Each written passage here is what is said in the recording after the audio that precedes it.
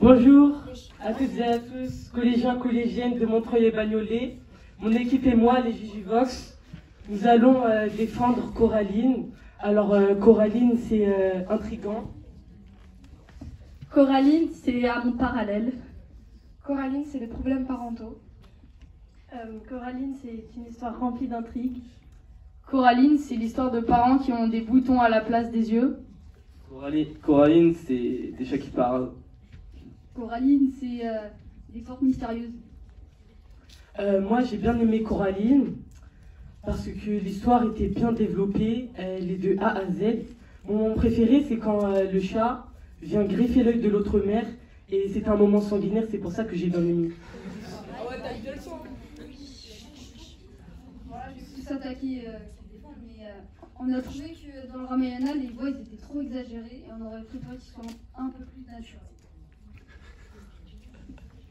Et ben, on a aimé Coraline aussi parce que le caractère du chat, il est drôle et intéressant et arrogant et donc ça ajoute quelque chose à l'histoire.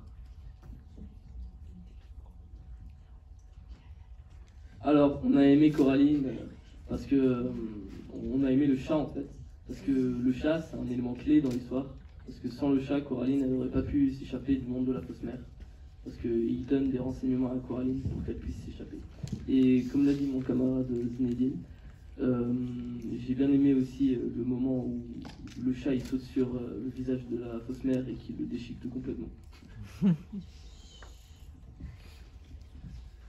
Coraline, c'est un livre très original qui nous permet de faire beaucoup de théories dessus et de beaucoup penser et beaucoup d'y repenser et de demander des choses par rapport à l'histoire. Nous avions bien aimé les parents avec leur côté assez intriguant et ils nous faisaient peur aussi. On a bien aimé Coraline parce que c'était très intriguant, mystérieux. On a bien aimé le personnage de Coraline qui est une petite fille très courageuse qui est prête à tout pour protéger ses parents et les sauver. Et maintenant, nous allons vous lire un passage de Coraline. Vu du dehors, la maison était inchangée. Enfin presque. Devant l'appartement des demoiselles Spink et Forcible, clignotaient des ampoules électriques rouges et bleues, formant des mots qui semblaient se pourchasser sans relâche, tout autour de la porte. Stupéfiant était ainsi suivi d'un triomphe. Ici aussi, la journée était froide et ensoleillée. Un petit raclement de gorge poli la fit se retourner. Tout près, sur le muret, se tenait un grand chat noir, identique à celui de sa vraie maison. « Bonjour !» dit le chat. Sa voix ressemblait à celle qui parlait dans la tête de Coraline quand elle pensait en mots, sauf que c'était une voix d'homme et non de petite fille. « Salut !» répondit-elle.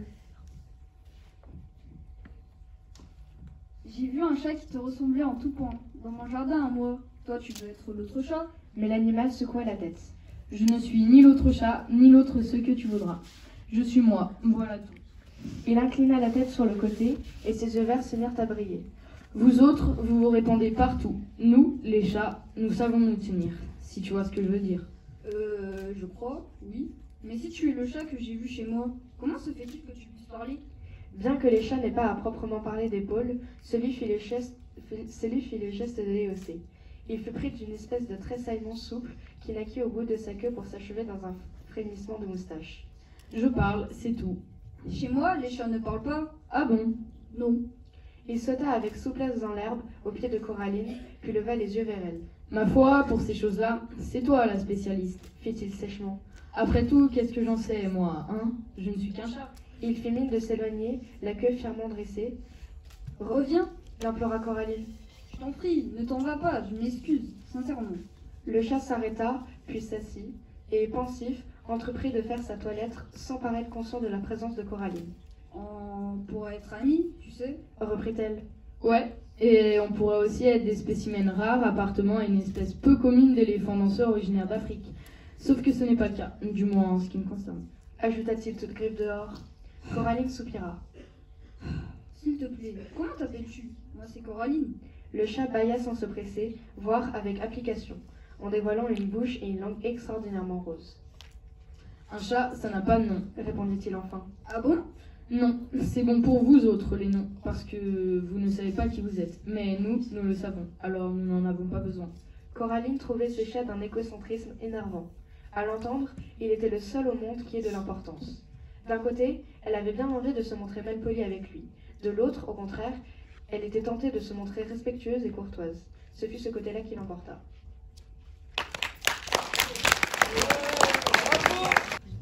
Et salut! Oh, toi aussi t'es là pour raconter l'histoire de Rama? Bah oui, mais on m'avait dit que c'était moi, rien que moi. Ah bah tu vois que non. Apparemment, non. Ah bon, alors commençons par présenter les personnages, ceux qui habitent à Ayodhya, la ville merveilleuse. Rama, le voici. Son nom signifie celui qui charme. Il est le fils d'un roi, il est donc prince. Il est le bien incarné, il est beau, gentil, courageux, il a des pouvoirs, bref, il est merveilleux. Moi je m'occupe de présenter sa future épouse, Sita. La voilà Sita.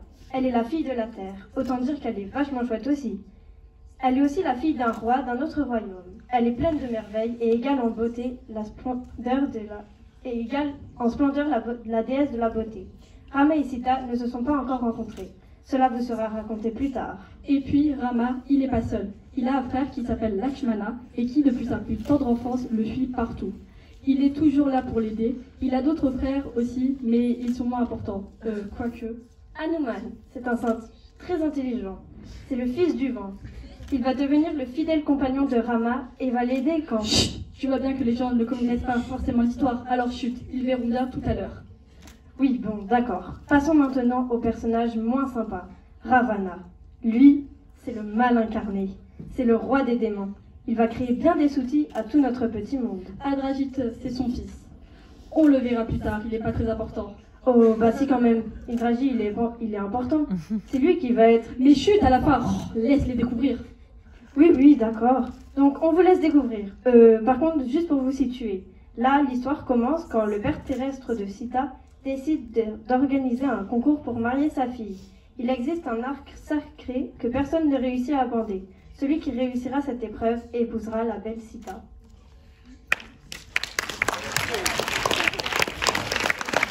Merci beaucoup. Merci.